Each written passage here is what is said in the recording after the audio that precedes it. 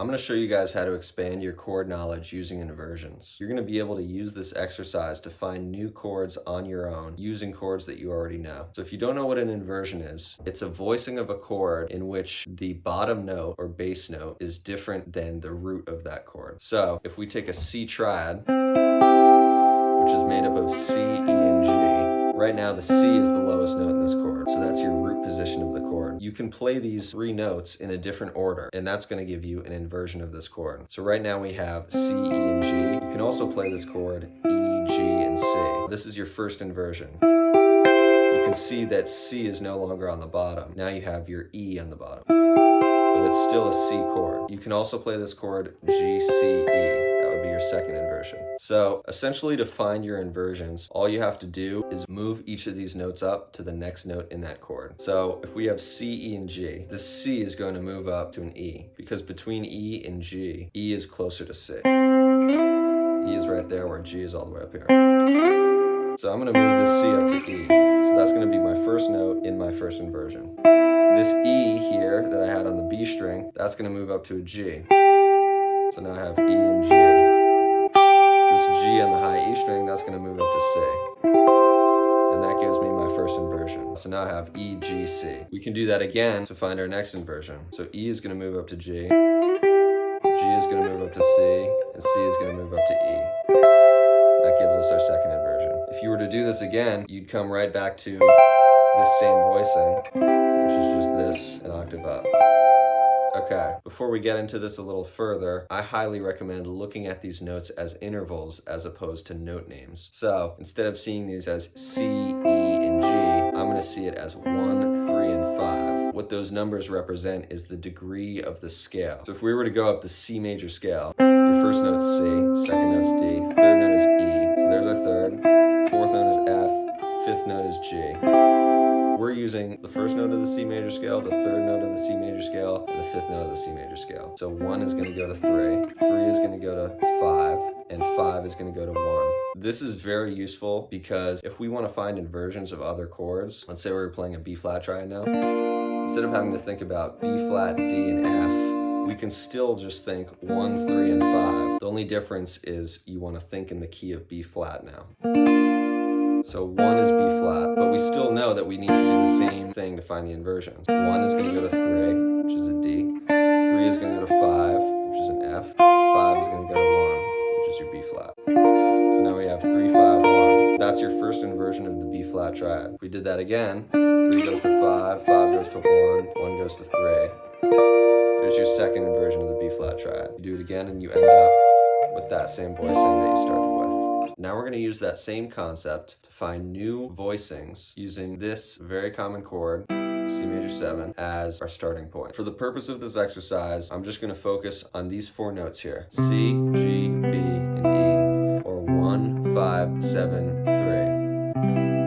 I know that every one of these chords I'm going to find is just comprised of those four notes, just in a different order, right? 1, 5, 7, 3. I might write out 1, 5, 7, 3 on a piece of paper and rearrange it so they're in order. So 1, 3, 5, 7. So really this chord is made up of 1, 3, 5, and 7 in a different order. The reason I'm going to write it out in order is because when I'm finding my first inversion, I'm going to want to easily be able to think, what is the next closest interval to 1? Or what is the next closest interval to the 5? Okay. So, the first inversion of this chord, we're going to move our 1 to 3. So, C is going to E. Our fifth is going to 7th. So, G is going to B. Our 7th is going to a 1. When you hit that last note in the lineup, it loops back around to the first note. My 3 is going to go to my 5. So E going to G. If I play all those notes together, I get this chord here. Now I have 3, 7, 1, 5. It's still 1, 3, 5, 7, just in a different order. If we do that again, 3 is going to go to 5, 7 is going to go to 1, 1 is going to go to 3, 5 is going to go to 7. Here's my second inversion. I do this one more time to find my third inversion. 5 is going to go to 7, 1 is going to go to 3, 3 is going to go to 5, 7 is going to go to 1.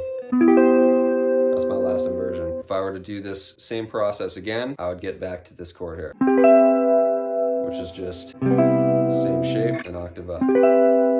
So now we can do that same thing on each set of strings. So I can find this same exact chord on the D string as opposed to the A string. So if I find my C, or my root, on the D string, brings me up here to the 10th fret. So here's 1, 5, 7, 3. If I do that same thing up here, 1, 5, 7, 3, C, G, B, E, this is what it looks like. I can do the same process with my inversions here on this set of strings. So 1's gonna go up to 3, 5's gonna go up to 7, 7's gonna go up to 1, 3's gonna go up to 5. That's my first inversion. It's the same chord as this, but on this set of strings. And you know what we can do here, because we're starting to get high up, so I'm gonna move this down an octave, all the way down where my index finger's on the first fret. Same chord, just down an octave. And this is the exact same chord as this.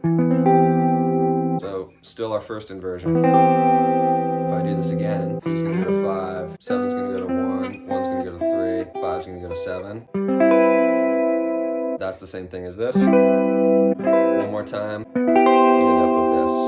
This is pretty much the same chord as this. It's just the notes are in a different order. So instead of having 1, 5, 7, 3, now you have 7, 3, 5, 1. Okay, now let's do the low set of strings. So let's do the E string to the D string. So let's say I find my root position first. If you start up high, you can go backwards if you want. But for the sake of this video, I'm just gonna go up, and if I need to move down an octave, I'm gonna move it down. So here we have 1, 5, 7, 3. Same thing as 1, 5, 7, 3 here, right? If I move these each up to the next note in that grouping, 1's gonna go to 3, 5's gonna go to 7, 7's gonna go to 1, 3's gonna go to 5. That's the same thing as this chord and this chord. That's my first inversion. For the next one, I'm gonna skip through the explanation here because I think you get the gist now. It's like this. I'm gonna move this down an octave, just so it's easier to get to the next one. This is your second inversion, my last inversion.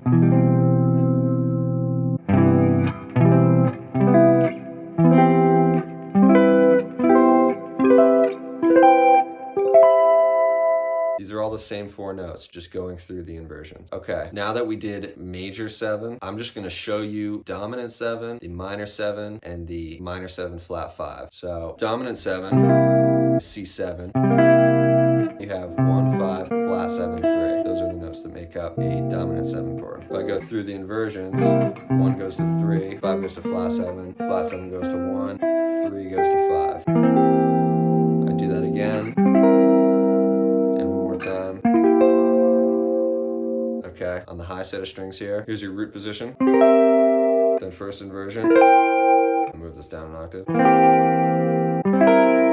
second inversion, third inversion. On the low set of strings, here's your root position. This looks very much like your bar chord, right? First inversion, second inversion, move this down an octave, and then third inversion. Okay, so C minor 7, now you have root 5, flat 7, flat 3. There's your root position, first inversion, second inversion, third inversion. On the high set of strings, here's your root position, first inversion, I'm going to move this down an octave, second inversion, and third inversion. And what you'll start to notice is a lot of these look similar to chords you may already know. So for example, this one here, I picture a C minor bar chord, or a C minor 7 bar chord, right?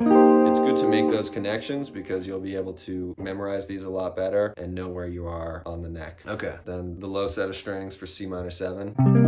Here's your root position, again, just like a C minor 7 bar chord. Just those first 4 notes. Then here's first inversion, second inversion, move this down an octave, third inversion. And then lastly, we're gonna do minor 7 flat 5. And you know, you can do this with really any voicing, but these are the 4 main ones I'd start with. So minor 7 flat 5, this is a little bit of a weird one. Now you have root, flat 5, flat 7, and flat 3. There's your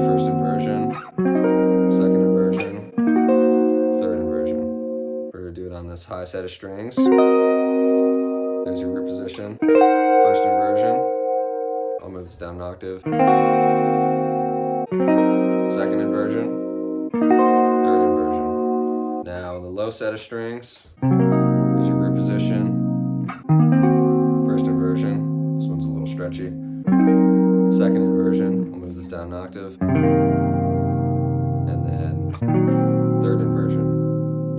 Alright, I'm going to show you one example where we're using a different starting chord, just so you can see how that can go. So let's say instead of using this C major 7 here as our starting chord, I'm going to use this C major 9 chord. So now, instead of 1, 5, 7, 3, now we have 1, 3, 7, 2. So the only difference here is instead of a 5, you have a 2. But it makes a lot of difference when you start to find your inversions. So first thing I'm going to do, just think of those in order, right? 1, 3, 7, 2. We can line those up. 1, 2, 3, 7. If I do the same exercise here, my 1 is now going to go to my 2. The 3 is going to go all the way up to a 7.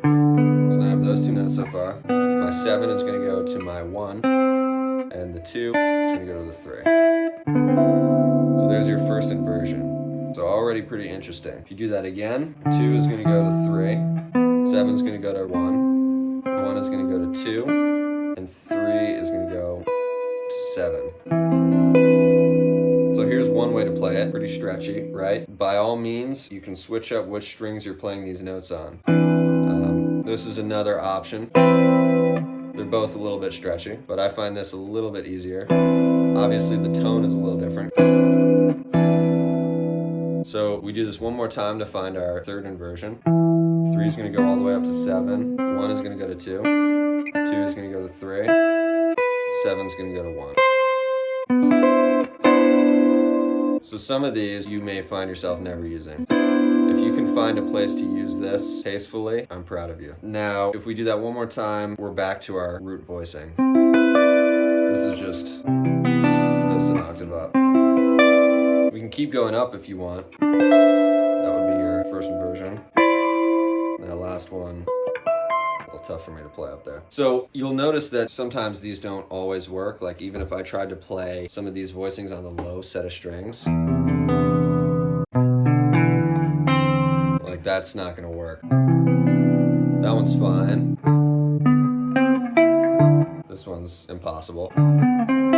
When you do this on your own and you're using your own chords for starting points, you might run into this issue, but I would recommend still trying to go through all the inversions because you'll probably find at least 1 or 2 new voicings that are playable and that you can use. Okay, let's look at some ways to practice these. So one thing you can do is with each of these inversions, you can actually take them through the scale. You guys may know this one, but if I just play this voicing and move each of those notes up to the next note in the scale, I can move up a C major scale in chords. C major 7, D minor 7, E minor 7, F major 7, G 7, A minor 7, B diminished 7, and back to C major 7. So it's like playing 4 major scales at once, essentially. I'm not doing any inversion thing there. So let's say we started with this inversion. We can move that up the scale as well. Those are D minor 7, E minor 7, F major 7, G 7, A minor 7, B diminished 7, and back to your C major 7. You can do it with any of those inversions.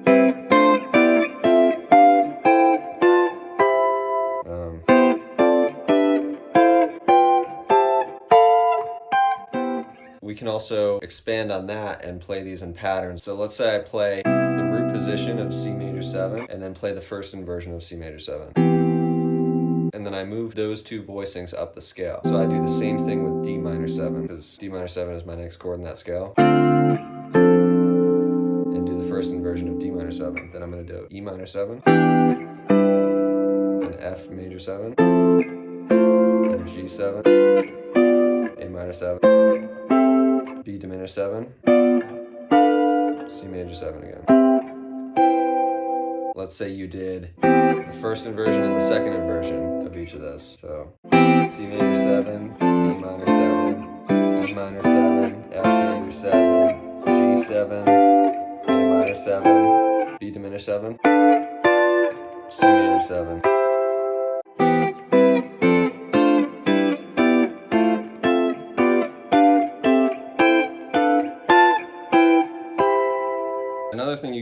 just pick two chords. So let's say I pick C major 7 and D minor 7, and I'm gonna switch off between those two.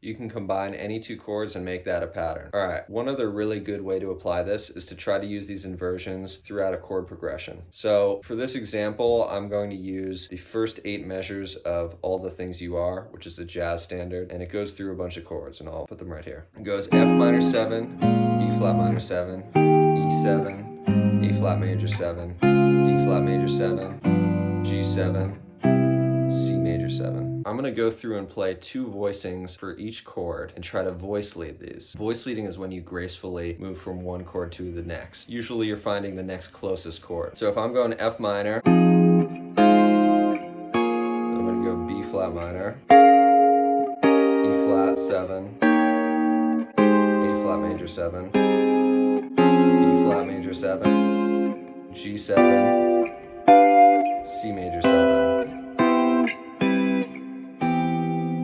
So you can think of that as playing half notes. 1, 2, 3, 4. 1, 2, 3, 4. 1,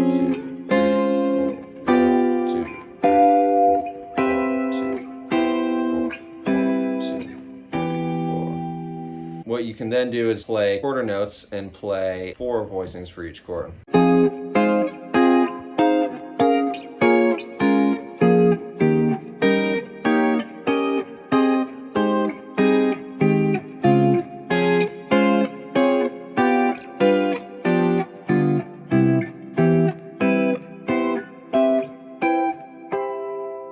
Then you can sort of think of patterns, go out of order.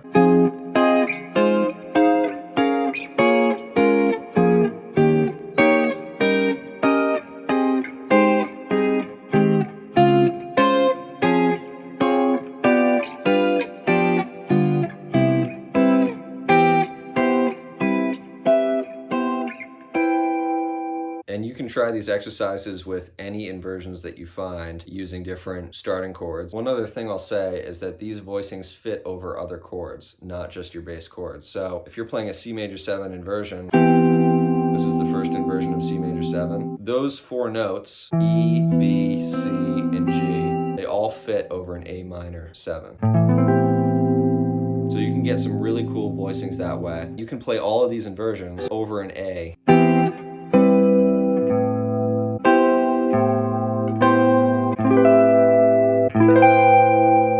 And you'll get some really cool A minor sounds. So any substitutions like that, you can totally take advantage of. I can definitely go deeper into that in a different video. But for now, thank you guys for watching. Leave a comment, like, subscribe. I appreciate it. Thanks, guys.